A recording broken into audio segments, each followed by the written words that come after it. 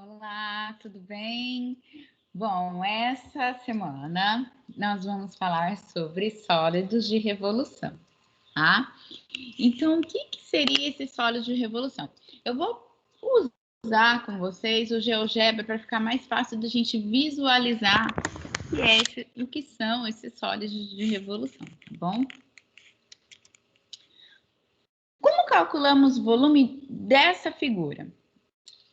Nós temos aqui, então, um cilindro. Como é que a gente calcula o volume do cilindro?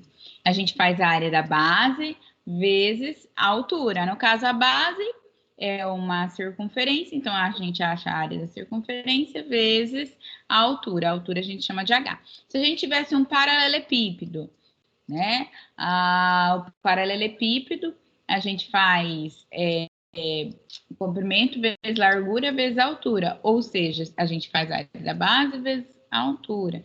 Então, o volume a gente aprendeu lá no ensino médio que a gente faz a área da base vezes a altura, tá? Bom, e quando a gente tem uma base que ela não é conhecida, que não é um triângulo, que não é um quadrado, que não é um hexágono, quando a gente tem a base que não é uma figura, um polígono que nós conseguimos calcular a área, que a gente sabe a fórmula, né? Se a gente tem uma base desse tipo, como é que a gente então vai calcular a área de uma figura assim, né? E quando temos bases que não são polígonos, que sabemos a área. Então, desse tipo, como que a gente calcula, tá? Como que a gente vai calcular o volume? Então, volume de sólido obtido pela rotação em torno do eixo X de um conjunto A. Então, a gente tem aqui, ó, essa figura. Essa figura, ela é composta por duas funções. A função y igual a x e a função y igual a 1 sobre x. Quando eu rotaciono, quando eu viro essa figura em torno do eixo x, eu quero saber qual que é o volume que eu tenho a partir dessa rotação, tá? Então, para isso, vamos lá no GeoGebra, depois eu volto para a gente ler a definição bonitinha, tá bom? Vamos lá com o GeoGebra. Oi.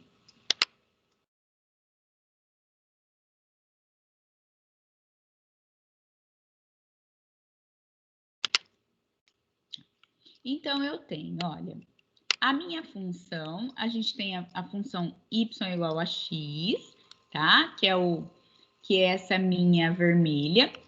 E eu tenho a minha função f de x igual a 1 sobre x, que é essa minha verde aqui, tá? Então, ele tá falando o seguinte, eu tô considerando esse pedaço aqui, ó, do 1 até o 2, por isso que tá pretinho aqui, tá? Porque é o intervalo que eu tô considerando.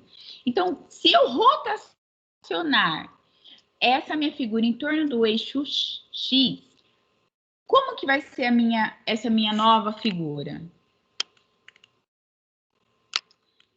Vou abrir aqui para vocês. Olha, eu vou ter essa nova figura aqui, ó. Deixa eu rotacionar para ficar mais fácil de vocês enxergarem. Olha. Eita. Então, aqui eu tenho uma figura que possui um volume. Como é que eu calculo esse volume? A área da figura plana, a gente já sabe calcular, né? Eu faço a integral daquela minha função. E para calcular o volume, como que eu vou calcular? O que eu faço, tá? Então, deixa eu só mexer aqui um pouquinho. Vamos voltar. Então, ó, inicialmente, a gente tem essa figura em duas dimensões, né? Então, o eixo, a minha função y igual a x, e essa aqui, a minha função é y igual a 1 sobre x, tudo bem? Agora, como é que eu fico se eu rotacionar ao redor, em torno do eixo x? Então, aí, ó, eu rotacionando essa minha figura, como que fica lá, ó. Olha, eu rotacionando, eu tô vindo, rodando em torno do eixo X. Então, é essa figura que eu tenho, tá? Então, eu rotacionei 360 graus até o ponto que eu fechei. Vou fazer de novo, tá? Olha, eu estou rotacionando em torno do eixo X. Aí eu fechei, rotacionei 360 graus. Então, nessa aula, a gente vai calcular o volume desse tipo de figura. Tudo bem? Vou voltar para a apresentação.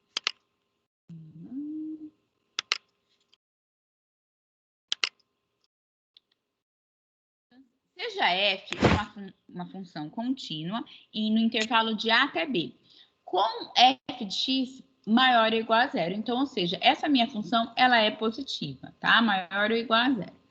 Em a e em b. Seja B o conjunto obtido pela rotação em torno do eixo X. Então, quando eu pego essa figura e rotaciono em torno do eixo X, eu vou ter um outro conjunto, que é o conjunto B. Então, o conjunto B é obtido dessa rotação do conjunto A, do plano limitados pela reta x igual a A e x igual a B. Ou seja, os meus extremos, que está limitando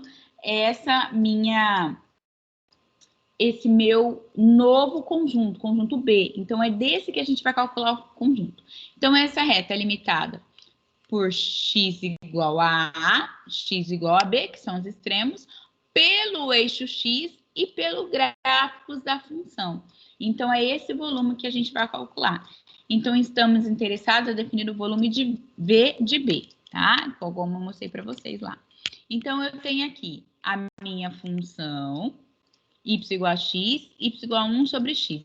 Então, o meu volume vai ser delimitado por a reta x e essa curva 1 sobre x, também pelos extremos inferior e extremo superior, e também pelo eixo x. Então, o que eu vou fazer? Eu vou pegar essa figura e vou rotacionar em torno do eixo x. Então, é isso aqui que eu estou fazendo, ó. Gente, aqui, ó, y igual a x, e essa minha curva, y igual a 1 sobre x, certo? Então, eu vou estar rotacionando ela em torno do eixo x, então eu tenho essa minha figura, tá? Então, a gente vai calcular o volume dessa figura, tudo bem? Então, lá no GeoGebra, como eu mostrei para vocês, nós temos essa figura aqui, tá? Faz isso. Como que a gente vai calcular este volume? Então, vamos pela fórmula, tá? Então, como que a gente calcula o volume? Vai ser π, integral de A até B, f de x, x ao quadrado dx. Então, a minha função ao quadrado vezes π, tá? Professora, por que tem o π? Porque é ao quadrado. Se a gente voltar lá na minha função, na minha figura, a minha base, se vocês verem, eu tenho aqui, a gente tem uma circunferência, né? E como que a gente calcula a área da circunferência? πr ao quadrado. Então, isso vem de calcular a área da circunferência, tá? Esse r ao quadrado é o raio. E no caso, quando a gente olhar aqui na minha função, esse raio aqui, ó, que vai ser o raio dessa circunferência, nada mais é do que a imagem da função. Por isso que a gente coloca já f de x ao quadrado. E o π é porque é πr ao quadrado, tá?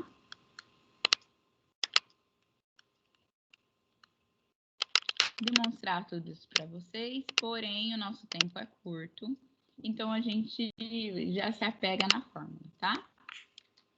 Então, vai ser f de x ao quadrado, integral de a até b, f de x ao quadrado de x, vezes π, ok? Então, vamos lá. Exemplo.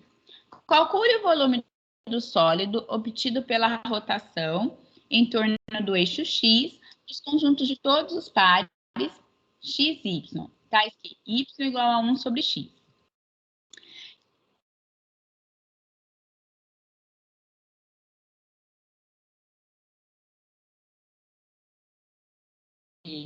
Eu vou precisar interromper o vídeo, mas daqui a pouco eu continuo, tá?